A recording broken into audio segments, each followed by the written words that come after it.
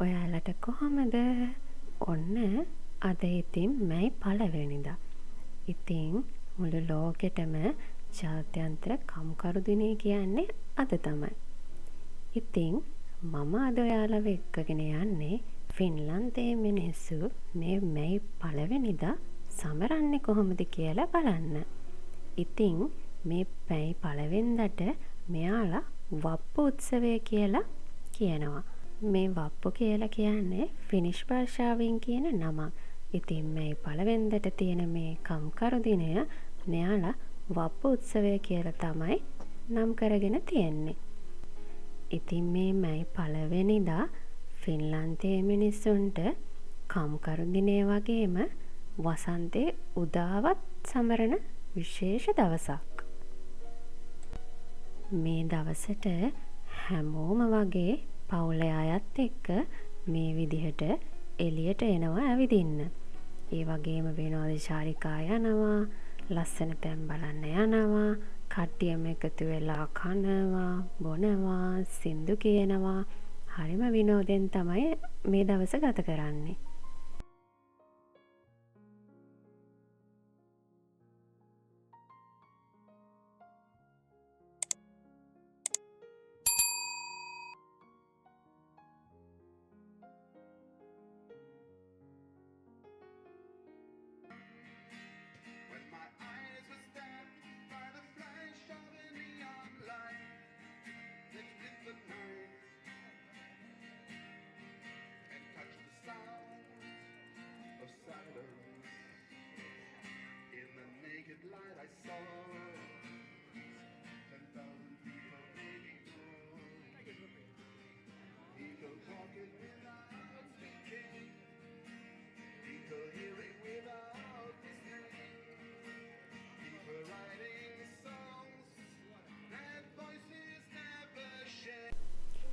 ඉතින් අද හොඳ කාලගුණයක් තියෙනවා, හොඳට අවුවක් තියෙනවා.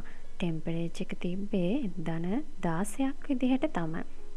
ෆින්ලන්තයේ ඉතින් මේ මැයි පළවෙනිදා හරිම සාමකාමී උත්සවයක් විදිහට තමයි මේ වප්පු උත්සවය සමරන්නේ. ඉතින් ඒ වගේම මේ වප්පු දවසේදී මේ වගේ පොඩි ස්ටෝල් අපිට දකින්න ලැබෙනවා. මේකෙදි එක අය මේ වගේ ඇඳුම්, කෑම බීම, ඒ වගේම අත්කම් නිර්මාණ විකුණනවා. එතකොට මේ වප්පු දවසට ෆින්ලන්තයේ මිනිස්සුන් කන සාම්ප්‍රදායික කෑම බීම තියෙනවා. ඉතින් මේකෙන් ප්‍රධාන තැනක් ගන්නවා ඩෝනට්ස්. ඒ වගේම සිමා කියලා පැණි බීම ජාතියක් තියෙනවා. මේක ගෙදරදිමයි හදාගන්නේ. ලෙමන් සහ මුද්ද රස පලං එකතු කරලා තමයි මේ පැණි බීම එක හදාගන්නේ. ඉතින් තව විශේෂ කෑමක් තියෙනවා. ඒ තමයි පැණි රසකූරු. ඒක මීටරයක් විතර දිගයි. එක පාට වලින් එක රස වලින් තියෙනවා මේවා. ඉතින් මැයි පළවෙනිදාට විශේෂ කෑමක් තමයි මේ තව මේ පැණි රසකූරු කියන්නේ. ඔයාලා මෙතනදි තව දෙයක් දකින්න ඇති. මේ වගේ මේ සුදු පාට කැප් දාගෙන ඉන්නවා ගොඩක් අය. ඉතින් මේක නිකන් කැප් එකක් නන් නෙමෙයි. මේ වගේ කැප් එකක් ලැබෙන්නේ ෆින්ලාන්තයේ උසස් අධ්‍යාපනය ඉවර කරපු අයට. ඉතින් මෙතනදී වයසට ගිය අය පවා එයාලා තරුණ කාලේ ලබාගත්ත ඒ උසස් අධ්‍යාපනය අවසන් කරලා ඒ ලබාගත්ත ස්ටුඩන්ට් කැප් එක අද වගේ දවසට දාගෙන එනවා. අපිට ඉතින් මේකෙන් දකින්න හම්බෙන්නේ මෙතන ඉන්න ගොඩක් අය උපාධිධාරීන් කියලා තමයි. මේ ගොඩක් රෙස්ටොරන්ට් ඉස්සරහා එළියේ තමයි ගොඩක් අය කෑම බීම ගන්නෙ. ඒකට හේතුව තමයි ගොඩක් කාලයක් සීත කාලේ අවුව නැතුව එහෙම තමයි මිනිස්සුන් ඉන්දිය ගෙවල් වලට වෙලා. ඉතින් මේ විදියට හොඳ කාලගුණයක් තියෙනකොට එයාලා එලිමහනේ තමයි කෑම ගන්න කැමති. මොකද හොඳට අවුවක් තියෙනවා. ඒ වගේම මේ විශේෂ දේවල් එයාලට බලාගන්න පුළුවන් රෙස්ටුරන්ට් එකක් ඇතුලේ කෑම ගන්නවට වඩා. ඒ නිසා එළියේ ඉඳන් කෑම ගන්න ඒ රෙස්ටුරන්ට් වල එළියේ පොඩි හට් හදලා තියෙනවා. එහෙම නැත්නම් මේ වගේ ටේබල්ස් දාලා හදලා තියෙනවා. ඉතින් මේ හට් එකේදී දෙන්නේ එක එක පොඩි මාළු ಜಾති බෙදලා තමයි තියෙන්නේ. කැමති මාළු ಜಾතියක් අපිට ඉතින් අරගන්න පුළුවන්. ඒ වගේම මෙන්න මේ වගේ හෑන්ඩ්මේඩ් දේවල් වලට, ඒ වගේම මේ වගේ ලී වලින් හදපු දේවල් වලට ලැබෙන්නෙත් වැදගත් වෙනවා. ඉතින් ගොඩක්ම මුළුතැන්ගේ උපකරණ, ඒ වගේම කොසු වගේ දේවලුත් තියෙනවා. ඒ කියන්නේ මේ වසන්ත කාලේ උදා වෙනකොට මේ ෆින්ලන්තයේ මිනිස්සුන් එයාලගේ නිවෙස්වල වත්තු පිටි සුද්ධ කරන්න පටන් ගන්නවා. ඉතින් ඒ වගේ දේවල් වලට මේ වගේ කොසුයි දල් බ්‍රෂ් වගේ දේවල් ඕනි වෙනවා. මේ තියෙන්නේ එක එක ස්විට්ස් ಜಾති තියෙන හට් එකක්. මේ යුරෝ 2යි කියලා ගහලා තියෙන්නේ පොඩි බොම්බයි මටයි බකට් එකක්. ඒකේ ලොකු බකට් එක තමයි යුරෝ 4ක් කියලා ගහලා තියෙන්නේ. එක එක පාටින් තියෙනවා. පොඩි ළමයින්ට දැක්කම ආස හිතෙන විදිහට තමයි තියෙන්නේ. ඉතින් මෙතන තියෙන මේ ස්ටේජ් එකේ පොඩි මියුසිකල් ෂෝ එකක් තියලා තියෙනවා. හැබැයි අපි එනකොට ඒක ඉවර වෙලා.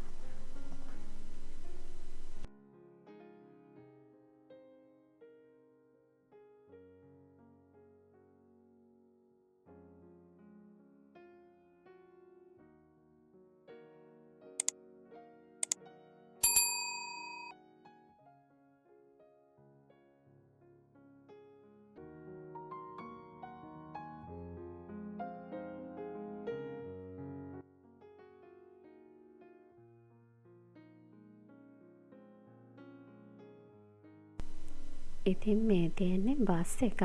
ඒක ඇතුලේ තමයි කෑම දෙන්නේ. ඒ කියන්නේ කෑම එක ಜಾති සිලෙක්ට් කරගන්න පුළුවන් ඒක ඇතුළට ගියාම. ඉතින් අරගෙන ඊට පස්සේ මේ වගේ එළියට ඇවිල්ලා කන්න පුළුවන්. එතකොට මේ තියෙන බැලුන් නිකම් බැලුන් නෙමෙයි. මේ උත්සවයේ අනිවාර්යම අංගයක්. ඉතින් මේ බැලුන් එක එක හැඩතල වලින් තියෙනවා. ළමයි ආස කරන කාටුන් චරිත, සත්තු, වාහන වගේ හැඩතල වලින් තමයි මේ බැලුන් තියෙන්නේ. ඒ වගේම ඒ බැලුන් ඇතුළට හීලියම් වායුව දාලා තියෙන නිසා මේ බැලුන් පාවෙනවා. ඉතින් අනිවාර්යයෙන්ම මේ පළවෙනිදට අම්මලා තාත්තලා පොඩි ළමයින්ට මේ බැලුමක් නම් අරන් දෙනවාමයි. ඉතින් මේ ෆින්ලන්තයේ වසන්තයේ උදාවත් එක්කම පාට බැලුන් නිදහසේ සතුටේ සංකේතයක් විදිහට තමයි මෙයාලා සලකන්නේ.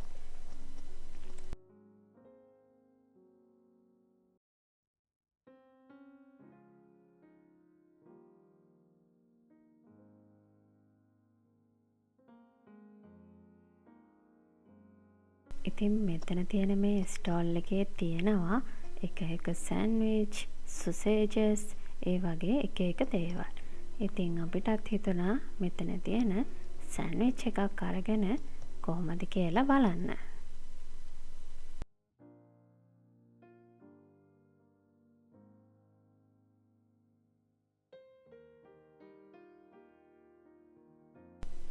ඉතින් මේ තියෙන්නේ ඒ සෑන්ඩ්විච් එක. බලන්නකෝ මේක යුරෝ 5ක් වෙනවා. මට නම් හිතුනේ ඒක කිසිම තේරුමක් නැති වැඩක් කියලා. ඒ වුණාට හස්බන්ඩ් නම් කිව්වා ඒක රසයි කියලා. ඔන්න ඉතින් වප්පු ෆෙස්ටිවල් එකේ එක්ස්පීරියන්ස් එකත් අරගෙන දැන් අපි ගෙදර යන්න තමයි මේ හදන්නේ. අපේ ඉතින් එන අතරමඟදී මේ වගේ ලස්සන පාක් එකක් තිබ්බා. ඉතින් අපි පොඩ්ඩක් එතනටත් ගියා. හරිම ලස්සන වටපිටාවක් තමයි මෙතන තියෙන්නේ. ඒ වගේම මෙතන තියෙනවා බර්ඩ් ටවර් එකක්. ඉතින් එදා නම් මේක වහලා තිබුණේ. මේකේ උඩටම නගින්න පුළුවන්. ඒ වගේම මේක පාවිච්චි කරනවා වටපිටාවේ සුන්දරත්වය බලන්න. ඒ වගේම එක එක කුරුල්ලන් ಜಾති නරඹන්න මෙහි ෆින්ලන්ත මිනිසුන් මේ බර්ඩ් ටවර් එක පාවිච්චි කරනවා. ඒ වගේම දැන් හරිම ලස්සනට මේ වගේ හැම තැනම මල් පිපිලා. එන අතරමඟදී හම්බ වුණ ඒ වගේම අපි අවුරුදු ගාණක් ආසාවෙන් බලන්න ඉඳපු ඒ සකුරා මල් තමයි මේ තියෙන්නේ. සකුරා කියන්නේ ජපන් වලින් කියන නමක් වුණාට මේවයි ඉංග්ලිෂ් නේම් එක තමයි චෙරි බ්ලෝසම් කියන්නේ. ඉතින් මේ ෆින්ලන්තයට සකුරා මල් වසන්තය උදා වෙන්නේ සාමාන්‍යයෙන් මේ මාසේ. ඉතින් අපේ ජීවිතත් හරියට මේ සකුරා මල් වගේ. සමහර වෙලාවට අපිට ජීවිතයේ හරිම දුෂ්කර අඳුරු කාලවලට මුහුණ දෙන්න වෙනවා. ඉතින් හැමදේම එපා වෙනවා, බලාපොරොත්තු නැති වෙනවා. ඒ හැම වෙලාවකම මතක තියාගන්න ඕන දේ තමයි කොච්චර දීර්ඝ සීත කාලයක් තිබුණත් වසන්තේ එන එක කාටවත් නවත්තන්න බෑ. ඒ වගේම තමයි අපේ ජීවිතවලත් හරි කාලය ආවහම මේ සකුරා මල් වගේ ලස්සනට පිපෙන්න පුළුවන්. කිසිම වෙලාවක බලාපොරොත්තු අත්හැරගන්න හොඳ නැහැ. ඔයා ගැන විශ්වාස කරන්න. ඒ වගේම උත්සාහය නම් නවත්තන්න එපා. අනිවාර්යෙන්ම එතකොට ඔයාගේ ජීවිතේත් ඉක්මනින්ම වසන්තය උදා වෙනවාම තමයි. එහෙනම් අදට මම මේ ව්ලොග් එක මෙතනින් ඉවර කරනවා. අලුත් ව්ලොග් එකක් ආයෙත් අරන් එනකම් ඔයාලා හැමෝම සතුටින් පරිස්සමෙන් ඉන්න.